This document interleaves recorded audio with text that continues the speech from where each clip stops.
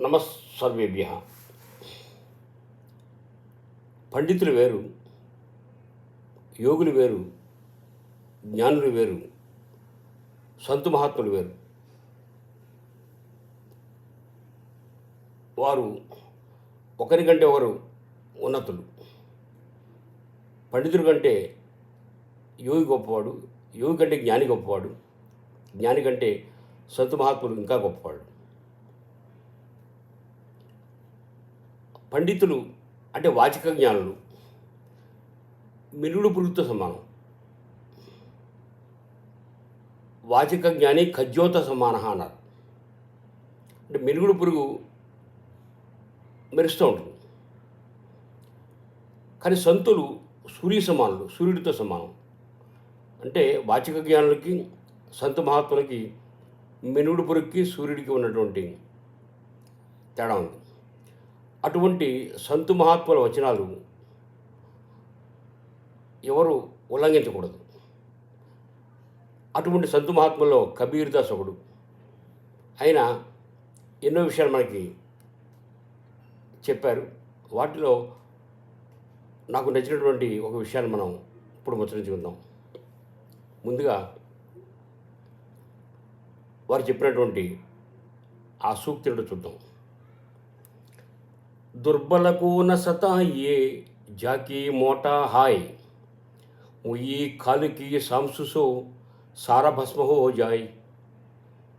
నాకు హిందీ సరిగ్గా రాదు, అయినా నాకు అర్థమైనంతలో ఈ కబీర్ యొక్క వాక్యాన్ని నేను వివరిస్తా.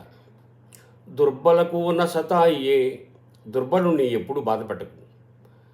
జాకీ మోటా హాయ్, జిస్కి హాయ్ మోటా హై, అతని యొక్క ఊపిరిందే చాలా బలమైంది. దుర్బలుడు బలం లేకపోయినా అతనికి ఉండేటువంటి ఊపిరి చాలా గొప్పది, చాలా బలమైంది. కాబట్టి అటువంటి దుర్బలుడిని ఎప్పుడూ బాధ పెట్టకు. దానికి ఉపబలకంగా ఒక మాట చెప్తున్నారు. ముయ్యి కాలుకి సాంసుసో అంటే గిన్నెలకు మాటలు వేసేవాళ్ళు ఉంటారు.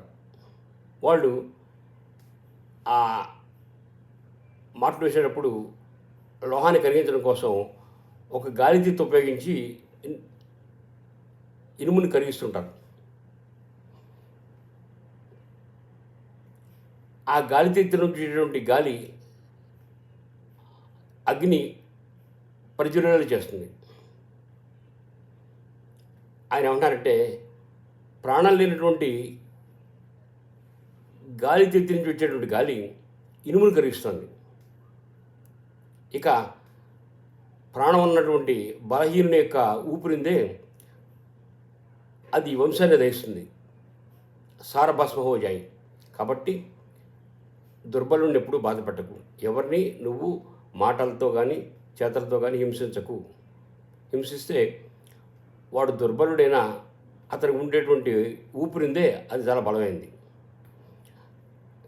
కేవలం ప్రాణం లేనటువంటి కొలిమిలో ఉండేటువంటి గాలి తిత్తి నుంచి వచ్చేటువంటి గాలి ఇనుమును కరిగిస్తుంది.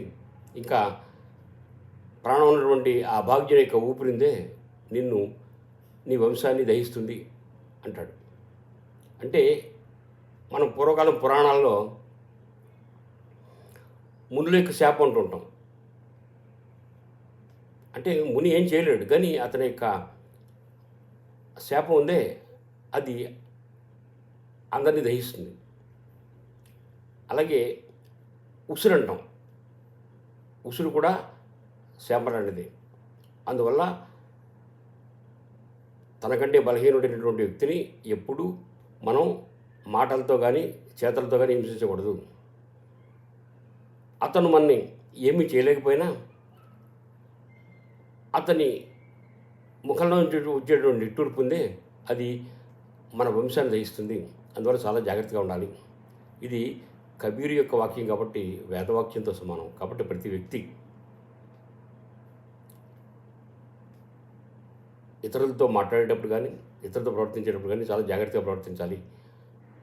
మనం బలవంతులం కదా, అతను బలహీనుడు కదా అని అతన్ని మనం ఏమీ చేయకూడదు అనేటువంటి విషయాన్ని మనం గుర్తుపెట్టుకుని చాలా జాగరూకతగా వ్యవహరించాలి. ఈ విషయాన్ని కబీర్ మనకు వివరించాడు. ఆయన చెప్పినటువంటి సూక్తి మరోసారి విందాం. దుర్బలకు న సతాయే జాకీ మోటా హాయ్, ముయి खाल की ये शाम सुसो सारा भस्म हो जाए. नमस्कार.